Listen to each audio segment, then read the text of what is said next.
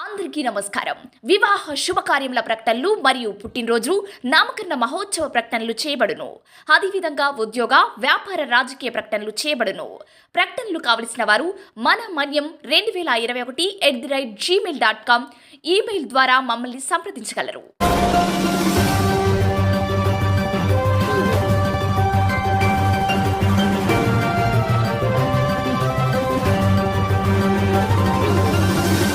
మన మనీ న్యూస్కి స్వాగతం.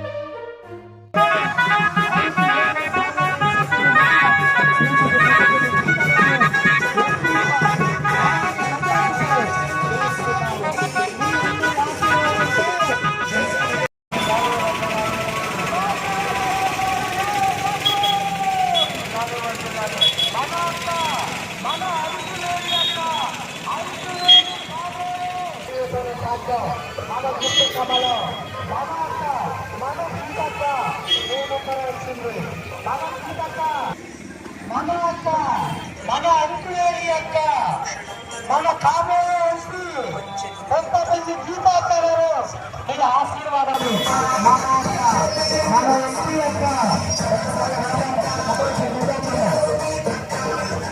ఒక్కసారి బంధాలు కాకుండా మన మీడియా సోదరుల యొక్క సూచన కావాలంటున్నారు. మీ అందరి దీవెనలు కావాలంటున్నారు.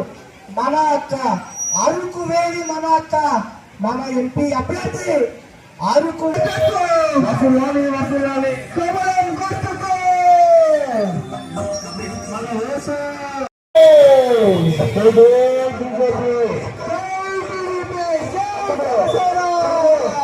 ముందుకు పోవాలని మనం చేస్తున్నాం. మన ఈ యొక్క కార్యక్రమం అరకు వరకు సాగుతుంది. జయనండి కమలం గుర్తుకే చేసి ఉద్యోగ అవకాశాలు ఆదివాసులకే ఇచ్చే విధంగా చర్యలు తీసుకుని ప్రధానమంత్రి గారు ఆయుష్మాన్ భారత్ కార్డు తీసుకొచ్చారు. ఆయుష్మాన్ భారత్ మన రాష్ట్రంలో అమలు జరగట్లేదు. ఈ రోజు మన కూటమి ప్రభుత్వం అధికారంలోకి వస్తే ఆయుష్మాన్ భారత్ కార్డు ద్వారా మన కుటుంబానికి 5 లక్షలు ప్రతి సంవత్సరం మనకి మెడికల్ ఫెసిలిటీ కలుగుతుంది. అలాగే కాకుండా వృద్ధులకు 70 సంవత్సరాలు దాటిన వృద్ధులకు 5 లక్షల రూపాయలు ప్రతి ఒక్క కుటుంబంలో ఉన్న వృద్ధులకు చెందుతుంది. అలాగే కాకుండా ఇక్కడ అనేక మంది వ్యాపారవేత్తలు ఉన్నారు. వాళ్ళకి ఎంఎస్ఎంఈల ద్వారా ఎన్నో రకాలైన రాయితీలు కేంద్ర ప్రభుత్వం ప్రకటించడం జరిగింది. అలాగే ముద్రా లోన్స్ చాలా మంది తీసుకున్నారు. చిన్న లోన్స్ ఇచ్చే పరిస్థితి నుంచి ఈ రోజు 20 లక్షల ముద్రా లోన్ ఇవ్వడానికి కేంద్ర ప్రభుత్వం కోరుకుంది. నరేంద్ర మోడీ గారు చిన్న వ్యాపారాలను వృద్ధి చేయడానికి సంకల్పించారు ఈ రోజు. అలాగే మనకి ఇప్పటికీ కూడా డోలీ మాతలు తప్పట్లేదు. మన బిడ్డలు చాలా మంది అనారోగ్యం బారిన పడి చనిపోవడం, ప్రైమరీ హెల్త్ సెంటర్స్ కూడా దగ్గర లేని పరిస్థితి, హాస్పిటల్కి తీసుకెళ్లే లోపు చనిపోతున్న పరిస్థితి మనం చూస్తున్నాం. అదంతా కాకుండా ప్రైమరీ ఆరోగ్య కేంద్రం ప్రతి 2 కిలోమీటర్లకి ఒక ప్రైమరీ హెల్త్ సెంటర్, అదే కాకుండా ప్రతి ఒక్కరికి వైద్యం అందేటట్టు అంబులెన్స్ ఫెసిలిటీ.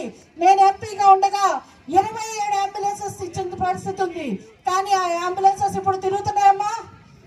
పెట్రోల్ ధర కూడా ఇవ్వని ఈ ప్రభుత్వం గిరిజన బతుకుల మీద చిత్తశుద్ధి ఏది? మన కోసం ఒక్క ఇళ్ళు కూడా ఇవ్వని ప్రభుత్వాన్ని మనం గద్దెదించడానికి మనం అందరం కంకణం తీసుకుందాం.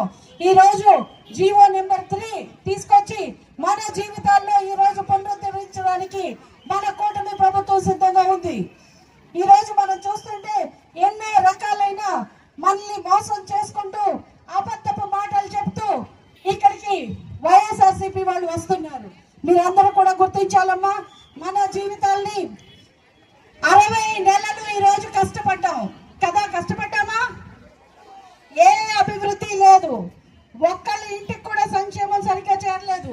2 ఎకరాలున్న పోడు రైతులకు కూడా పెన్షన్ తీసేశారు, రేషన్ కార్డులు తీసేశారు, అంత్యోదయ కార్డులు తీసేశారు, ఎన్నో ఇబ్బందులు పెట్టారు. మళ్ళీ మన ప్రభుత్వం వస్తే మీ అందరికీ కూడా ఈ బెస్ట్ అవైలబుల్ స్కూల్స్ తీసేశారు కదా, బెస్ట్ అవైలబుల్ స్కూల్స్ లేవు కదమ్మా, అన్న క్యాంటీన్లు తీసేశారు, ఎన్నో సంక్షేమ పథకాలు రద్దు చేశారు. ఇస్తున్నానని ఒక చేతిలో చెప్తూనే కింద నుంచి లాగేసుకునే పరిస్థితి చూస్తున్నాం. కరెంటు బిల్లులు కరెంటు షాక్ కొడుతున్నాయమ్మా, కరెంటు బిల్లులు షాక్ కొడుతున్నాయి. ఒక రకంగా మద్యం ఏరులై పారుతున్న సందర్భాలు ఈరోజు చూస్తున్నాం. మద్యం ధరలు కూడా 5 రెట్లు పెంచిన ప్రభుత్వం ఏదన్నా ఉందంటే ఇదే ప్రభుత్వం.